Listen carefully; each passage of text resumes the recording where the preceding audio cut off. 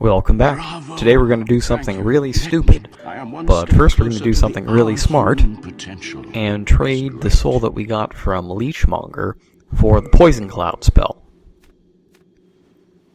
Poison Cloud does exactly what it says. It generates a cloud of poison some 10 to 20 feet in front of you, and anything that can be poisoned that wanders through it and is in there long enough to overcome its poison resistance gets poisoned for 3 minutes.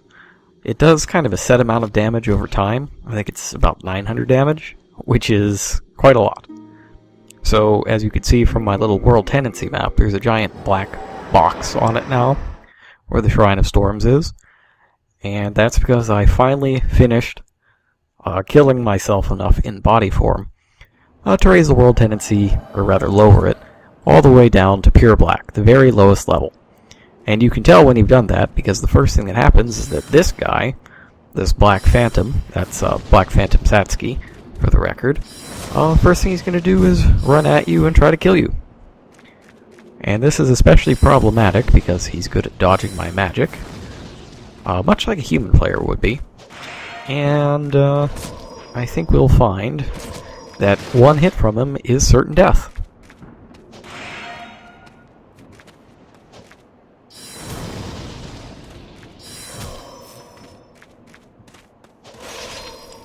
Yep, one hit.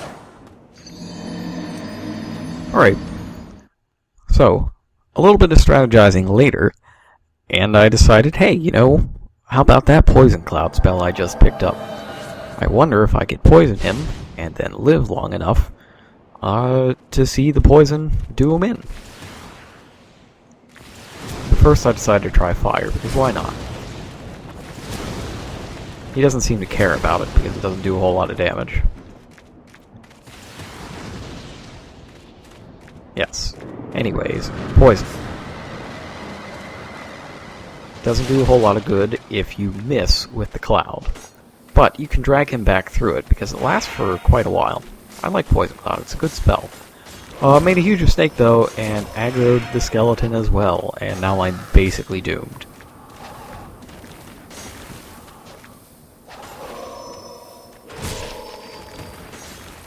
Well, I don't think the skeleton killed me. But, you know, Satsuki did the job right after. Anyways, now I'm pretty sure I know what to do. I'm going to throw the Poison Cloud out first, so that Satsuki runs through it. Oh, and I've also equipped the Thieves' Ring so that I could get a little bit closer and have time to actually, you know, think before he ran straight at me. And the other thing this does is stop the skeleton from sneaking up on me. I also learned, during a dropped take, that this guy's really easy to backstab, but it's a little bit buggy. You have to be kind of off to his right just a bit, and he has to have been actually up and coherent from the previous backstab for a good half second to full second before it'll work. I'm not exactly certain why that is. Maybe it's some built-in protection for PvP. But between the poison and the backstabs, as long as I stay close to him and don't do anything stupid or get overly greedy, victory is all but assured. And the reason that you have to stay close to him is that he can and will heal. In the previous take he healed all the way back up to full, and since falling on your sword isn't an option, I let him run me through on mine. The shame was so great.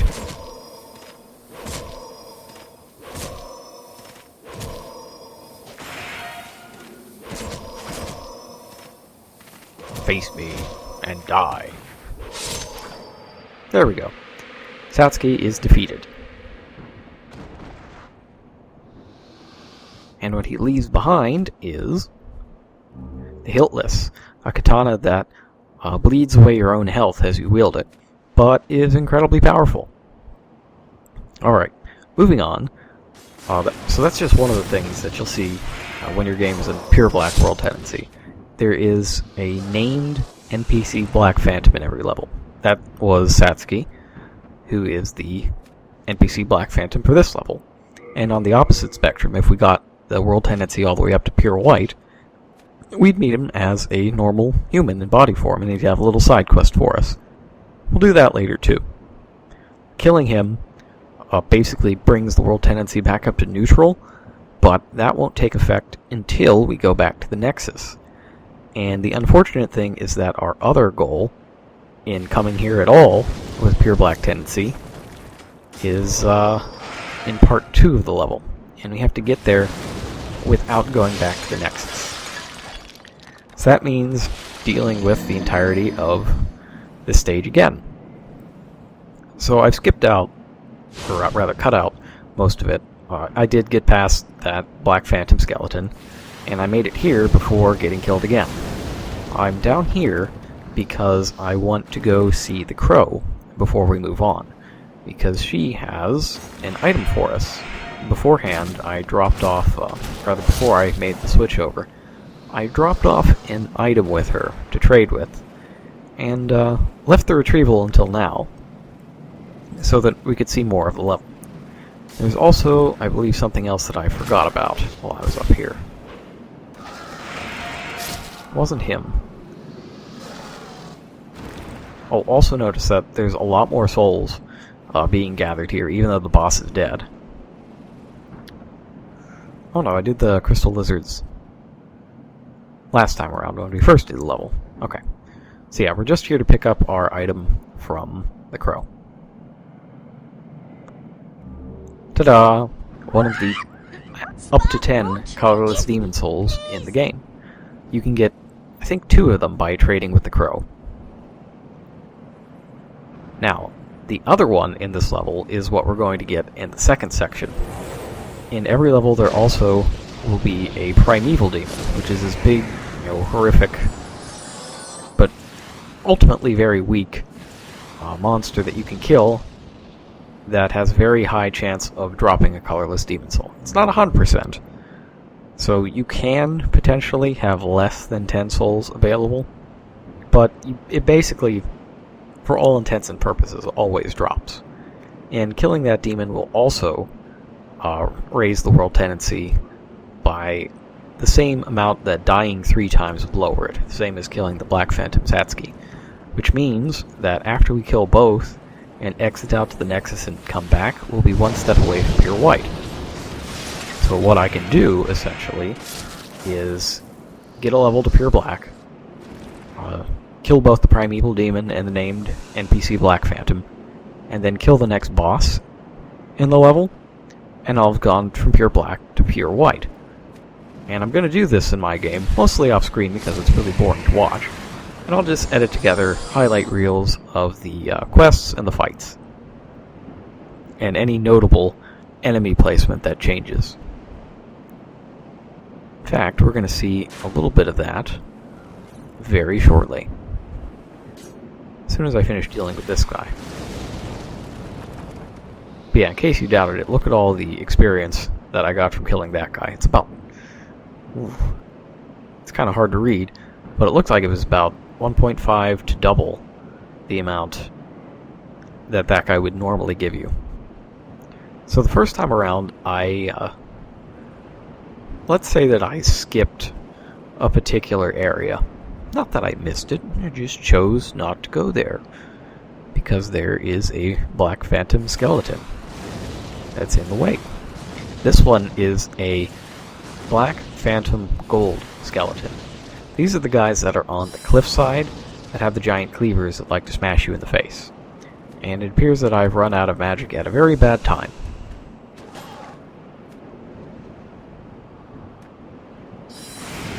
But in the end, he dawdled too much and is thus dead. Black Phantoms of normal enemies always drop something.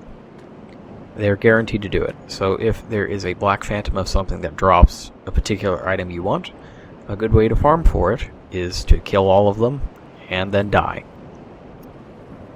so that they all respawn and you can farm them all again. And I missed these last time, but this view also lets me show you that there are more enemies on the cliffside where the crystal lizard usually is.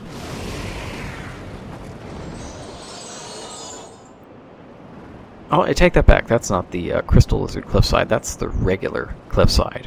In fact, we're going to go fight them. We're just lucky that there aren't any Black Phantom Storm Beasts, because that would be awful. Speaking of Storm Beasts, they're a big problem at this section. They are, of course, more active than usual.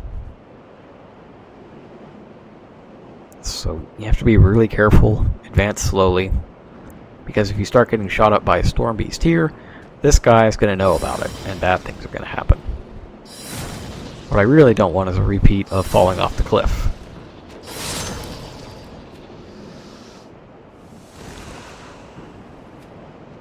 Oh, but you know what? Speaking of cliff, there is a Storm Beast right above me, but there is also a Black Phantom skeleton on that opposite cliff over there.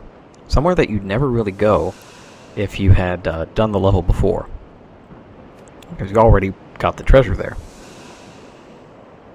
But there's this guy hanging over there. Let's see how he reacts to being zapped with a Soul Ray.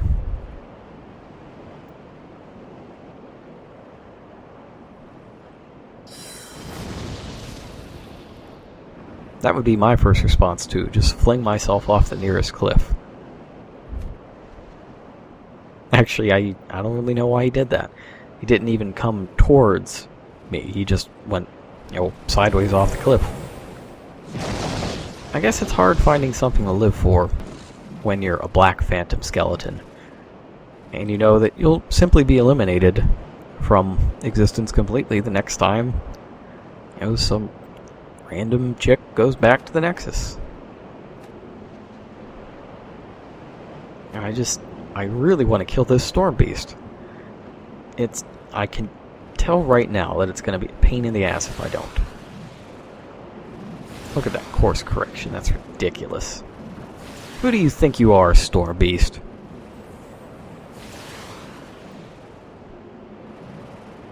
No, really, that's just stupid. I really should use the Soul Ray here. This time, for sure. For sure.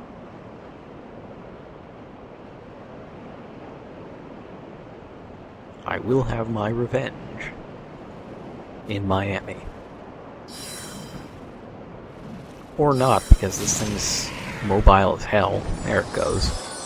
Jeez. How many Soul Rays does it take to kill that guy? At least he was kind enough to drop a Cloud Stone. That's another thing to mention.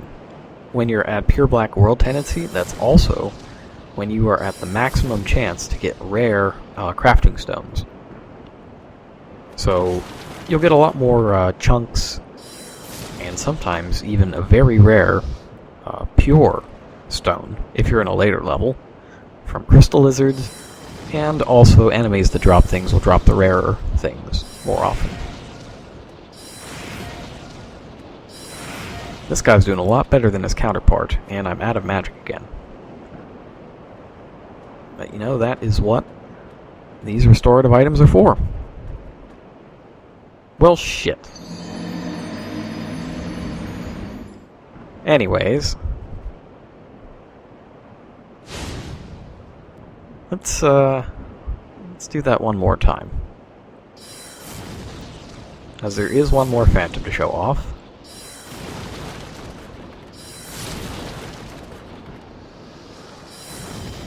And I really hate when something's out of your range and you're trying to lock onto it mid-cast, but you end up just dirting the spell. Alright, there we go. Thieves' Ring is invaluable here, because the Phantoms are, of course, just way better than a regular enemy. And this looks familiar, doesn't it? This is exactly the same situation from last time. I am not falling off the cliff this time, though.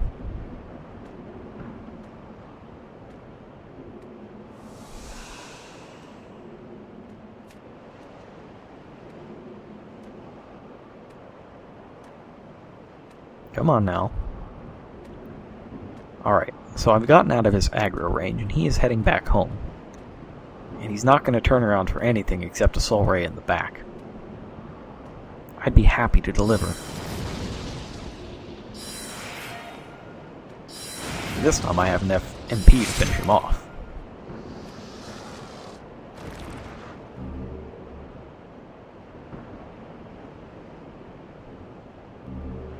Excellent, very good.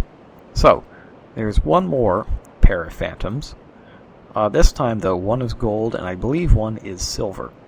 And they have chosen a very poor place to arrange themselves, because they are standing in such a way that a soul ray through one of them, if I can get close enough without triggering them, is going to hit both of them. And they're not going to be able to get out of the way of a second one. So the trick is getting close enough to get that line of sight without triggering them. Now I've got the Thieves' Ring for that, and right now I'm just trying to size it up a bit. I really don't want to fuck it up here at the end, because that would be misery going through all of this again. Remember, you get sent all the way back to the beginning each time. It's only the magic of editing that makes this look doable, sane. Those are the kinds of words I would use to describe this. Doable. But it's really neither doable or sane. It's very painful just to get past the first part, where the skeletons roll down the stairs. Okay. So now I'm here in the second part of the level. I don't want to show off going through it quite yet, because there wasn't much of interest. But I do want to show you this. There is the Primeval Demon. And I basically just need to kill him and grab the soul, with a Crystal Lizard, and we're scot-free. But the most important thing is to kill him and get his soul.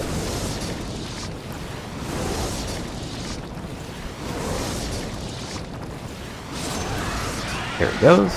There's the Crystal Lizard. There goes the Crystal Lizard. And, of course, he doesn't drop it. It's not a guaranteed drop, as I said, but this is the first time I've ever seen it fail to drop. And that really fucking blows. Overall, I believe I attempted this somewhere around 25 times to get up to here. And quite frankly, I've had enough. Now, next time around, I'm going to show off the level properly, and you'll see where that part comes in. But first, we have a shitload of souls to spend. That's the good thing about Pure Black Tendency and doing it over and over and over again. As long as you don't die twice and you can tag up every time, you will just get a ridiculous amount of souls. I've got 108,000 of them. And we are going to spend it on some mad level ups that will hopefully allow us to trivialize at least the next couple stages. Spoiler alert, it won't. Thou seekest soul power, dost thou then touch the soul of the mind, key to Definitely not getting any vitality. Vitality and endurance are for chumps. Intelligence and magic, though, and faith. I want to get my faith up to 24, if at all possible, because that is what I need to wield the cool sword. But that can wait. We don't get the cool sword until the next part of the Valley of Defilement. But I picked up another spell slot. That's pretty good. And, yeah. I think that's going to be about it. We'll see you next time.